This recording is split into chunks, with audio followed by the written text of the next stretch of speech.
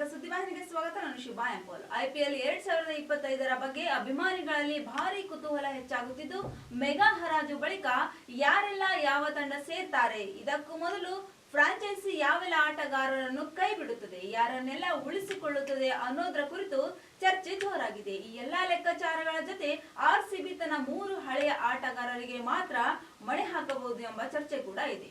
ಈಗ KL ರಾಹುಲ್ ಬಗ್ಗೆ ನಾವು ನೋಡೋದಾದ್ರೆ, KL ರಾಹುಲ್ RCB ಸೇರುತ್ತಾರೆ ಅನ್ನೋದ್ರ ಬಗ್ಗೆ ತುಂಬಾ ದಿನಗಳಿಂದ ಚರ್ಚೆಯಲ್ಲಿದೆ. ಸದಾ LSG ತಂಡದ ಕ್ಯಾಪ್ಟನ್ ಆಗಿರುವ ರಾಹುಲ್ 2013ರಲ್ಲಿ RCB ತಂಡ ಸೇರಿಕೊಂಡರು. ನಂತರ ಅವರು ಸನ್ ರೈಸರ್ಸ್ ಹೈದರಾಬಾದ್ ಹಾಗೂ ಪಂಜಾಬ್ ಕಿಂಗ್ಸ್ ತಂಡದ ಭಾಗವಾಗಿದ್ದರು. ಕಳೆದ 3 ಸೀಸನ್ಗಳಲ್ಲಿ LSG ತಂಡದ ನಾಯಕರಾಗಿ ತಂಡವನ್ನು ಮುನ್ನಡೆಸುತ್ತಿದ್ದಾರೆ. ದಿನೇಶ್ ಕಾರ್ತಿಕ್ಗೆ ನಿವೃತ್ತಿ ಹಿನ್ನೆಲೆಯಲ್ಲಿ RCBಗೆ ಸಮರ್ಥ ವಿಕೆಟ್ ಕೀಪರ್ ಅನಿವಾರ್ಯತೆ ಇದೆ. ಒಂದು ವೇಳೆ RCBಗೆ ಬಂದರೆ ನಾಯಕತ್ವ ಕೂಡ ರಾಹುಲ್ಗೆ ಒಲಿಯುವ ಸಾಧ್ಯತೆ ಕೂಡ ಇದೆ. ಇನ್ನು ಭುವನೇಶ್ವರ್ ಕುಮಾರ್ ಬಗ್ಗೆ ನೋಡೋದಾದ್ರೆ, ಸನ್ ರೈಸರ್ಸ್ ಹೈದರಾಬಾದ್ ನ ತಂಡದ ಯಶಸ್ವಿ ಬೌಲರ್ ಆಗಿರುವ ಭುವಿ IPL ಜರ್ನಿ ಆರಂಭಿಸಿದ್ದು RCB ಮೂಲಕವೇ.